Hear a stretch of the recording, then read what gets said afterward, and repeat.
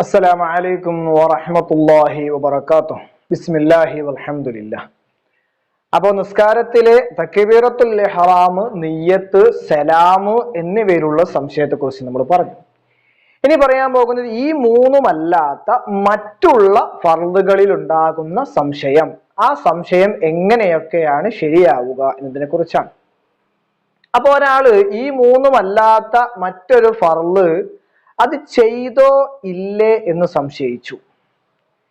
ഇനി രണ്ടാമത്തെ രൂപം, ആ ഫർള് ചെയ്തുകൊണ്ടിരിക്കുന്നതിന്റെ ഇടയിൽ തന്നെ ആ ഫർളിന്റെ അല്പഭാഗം അല്ലെങ്കിൽ ഒരു ഭാഗം വിട്ടുപോയോ എന്ന് സംശയിച്ചു.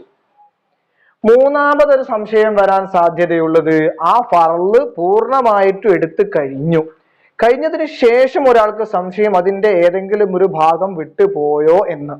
ഈ മൂന്ന് സംശയങ്ങളാണ് മറ്റുള്ള ഫർളുകളിൽ പ്രധാനമായിട്ടുണ്ടാവുക. ഒന്നാമത്തെ സംശയം, അത് ഒരാള് ഒരു ഫർള് ചെയ്തോ ഇല്ലേ എന്ന്, ആ ഫർളിന്റെ സമയം കഴിഞ്ഞതിന് ശേഷം അത് ചെയ്തോ ഇല്ലേ എന്നുള്ള സംശയം. രണ്ടാമത്തെ സംശയം, ആ ഫർള് ചെയ്തുകൊണ്ടിരിക്കെ തന്നെ ആ ഫർളിന്റെ ബഅദില് ചില കാര്യത്തിൽ സംശയിച്ചു, അല്ലെങ്കിൽ അതിന്റെ എല്ലാം പൂർണ്ണമായിട്ട് എടുത്തോ ഇല്ലേ എന്ന് അത് എടുത്തുകൊണ്ടിരിക്കെ സംശയിച്ചു. മൂന്നാമത്തെ സംശയം, അത് പൂർണ്ണമായിട്ട് അല്ലെങ്കിൽ ആ ഫർള് പൂർത്തീകരിച്ചതിന് ശേഷം അതിന്റെ ഏതെങ്കിലും ഒരു ഭാഗം വിട്ടുപോയോ എന്ന് സംശയിച്ചു. അപ്പൊ മൂന്നിലും എങ്ങനെയൊക്കെയാണ് അതിന്റെ പരിഹാരങ്ങൾ? ആദ്യത്തെ രണ്ട് സംശയങ്ങൾ, ഒന്ന് ഒരു ഫർള് ചെയ്തോ ഇല്ലേ എന്നുള്ള സംശയമോ, അല്ലെങ്കിൽ ആ ഫർള് ചെയ്തുകൊണ്ടിരിക്കെ അതിന്റെ ചില ഭാഗങ്ങൾ വിട്ടുപോയോ എന്ന് സംശയമുള്ള സാഹചര്യത്തിൽ അത് പൂർണ്ണമായിട്ടും കൊണ്ടുവരണം. അത് എവിടെയാണോ വിട്ടുപോയത് ആ വിട്ടുപോയത് മുതൽ ഇങ്ങോട്ട് തീർച്ചയായിട്ടും കൊണ്ടുവരണം. ഇനി ഒരു ഫർള് കഴിഞ്ഞതിന് ശേഷം അതിന്റെ ചില ഭാഗങ്ങൾ വിട്ടുപോയോ ഇല്ലേ എന്ന് സംശയം. ഫർള് ചെയ്തിട്ടുണ്ട്, പക്ഷെ അതിന്റെ എല്ലാ ഭാഗങ്ങളും കൃത്യമായിട്ട് ചെയ്തോ ഇല്ലേ എന്നുള്ള സംശയത്തിലാണെങ്കിൽ ആ സംശയം കൊണ്ട് പ്രശ്നമില്ല, അതുകൊണ്ട് നിസ്കാരത്തിന് ഒരു ബുദ്ധിമുട്ടും വരികയില്ല. അപ്പൊ അതെങ്ങനെയാണെന്ന് ഉദാഹരണ സഹിതം നമുക്കൊന്ന് നോക്കാം. ഫാത്തിഹ നിസ്കാരത്തിന്റെ ഒരു ഖൗലിയായ അഥവാ നാവ് കൊണ്ട് നമ്മൾ ഉച്ചരിക്കേണ്ട ഒരു ഫർളാണ്. ഒരാള് ഫാത്തിഹ ഓതിയോ ഇല്ലേ എന്ന് സംശയിച്ചു, പൂർണ്ണമായിട്ടും, അതായത് ഫാത്തിഹ ഞാൻ നിസ്കാരത്തിൽ ഓതിയോ ഇല്ലേ എന്ന് സംശയിച്ചു. അല്ലെങ്കിൽ ഫാത്തിഹ ഓതിക്കൊണ്ടിരിക്കെ തന്നെ അത് ഓതിക്കഴിഞ്ഞ ഏതെങ്കിലും ഒരു ആയത്ത് നഷ്ടപ്പെട്ടു പോയോ, മിസ്സായി പോയോ എന്നുള്ള സംശയം. ഈ രണ്ട് അവസരത്തിലും ഫാത്തിഹ ഓതേണ്ടതാണ്. പൂർണ്ണമായിട്ടും ഓതിയിട്ടില്ല എന്ന സംശയമാണെങ്കിൽ ഫാത്തിഹ പൂർണ്ണമായിട്ടും ഓതണം.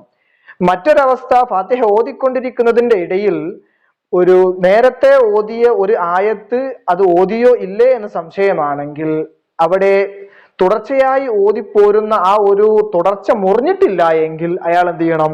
ആ മറന്നുപോയ സാഹചര്യത്തിൽ നിന്ന് ഇങ്ങോട്ട് ഓതുക.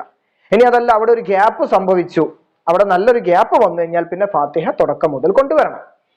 ഇനിയിപ്പോ ഒരാൾ ഫാത്തിഹ പൂർണ്ണമായിട്ടും ഓതി കഴിഞ്ഞതിന് ശേഷം റുക്കൂഇലൊക്കെ എത്തിയതിനു ശേഷം അയാൾക്ക് സംശയം, ഫാത്തിഹയിൽ ഞാൻ ഇഹ്ദിന സിറാത്തൽ മുസ്തഖീം എന്ന് ഓതിയോ ഇല്ലയോ എന്നൊരു സംശയമുണ്ടെങ്കിൽ ആ സംശയം കൊണ്ട് നിസ്കാരത്തിൽ പ്രശ്നം ഇല്ല. അതുപോലെ തന്നെ മറ്റൊരു നിസ്കാരത്തിന്റെ ഫിഇലിയായ ഫർളാണ് സുജൂദ്. ഒരാള് സുജൂദ് ചെയ്തോ ഇല്ലയോ എന്ന് സംശയിച്ചു എങ്കിൽ അയാൾ സുജൂദ് ചെയ്യണം, നിർബന്ധമായിട്ടും സുജൂദ് ചെയ്യണം. മറ്റൊരു സംശയം, സുജൂദ് ചെയ്യുന്നതിന്റെ ഇടയിൽ, സുജൂദിൽ ഒരുപാട് അവയവങ്ങൾ വെക്കേണ്ടതുണ്ട്. രണ്ട് മുൻകൈയിന്റെ പള്ള, നെറ്റി, മൂക്ക്, അതുപോലെ രണ്ട് കാലിന്റെ മുട്ട്, കാലിന്റെ വിരലുകൾ എല്ലാം നിലത്ത് പതിച്ച് വെക്കേണ്ടതാണ്. അപ്പൊ ഈ ഏതെങ്കിലും ഒരു അവയവം വെച്ചോ ഇല്ലേ എന്ന സംശയം അത് ചെയ്തുകൊണ്ടിരിക്കെ ഉണ്ടെങ്കിൽ ഉടനെ ആ അവയവത്തെ ശ്രദ്ധിച്ചുകൊണ്ട് അവയവം വെച്ചു എന്ന് ഉറപ്പുവരുത്തണം, അത് നിർബന്ധമാണ്. ഇനി സുജൂദ് കഴിഞ്ഞ് രണ്ടാമത്തെ റക്അത്തിലേക്ക് വന്നതിന് ശേഷം ഒരാൾക്ക് സംശയം, സുജൂദിൽ ഞാന് മൂക്ക് വെച്ചില്ലേ, അല്ലെങ്കിൽ കാലിന്റെ വിരലുകൾ വെച്ചില്ലേ, രണ്ട് കൈയും വെച്ചില്ലേ എന്ന് ഏതെങ്കിലും ഒന്നിൽ സംശയിച്ചാൽ ആ സംശയം കൊണ്ട് നിസ്കാരത്തിന് ഒരു പ്രശ്നവുമില്ല, നിസ്കാരം അവിടെ ശരിയാണ്. ഇത്തരത്തില് സൂക്ഷ്മമായി ഓരോ കാര്യങ്ങളും നിരീക്ഷിച്ചുകൊണ്ട് ശ്രദ്ധിച്ചുകൊണ്ട് അമല് ചെയ്യാൻ അള്ളാഹു തൗഫീഖ് നൽകട്ടെ. അസ്സലാമു അലൈക്കും വറഹ്മത്തുള്ളാഹി.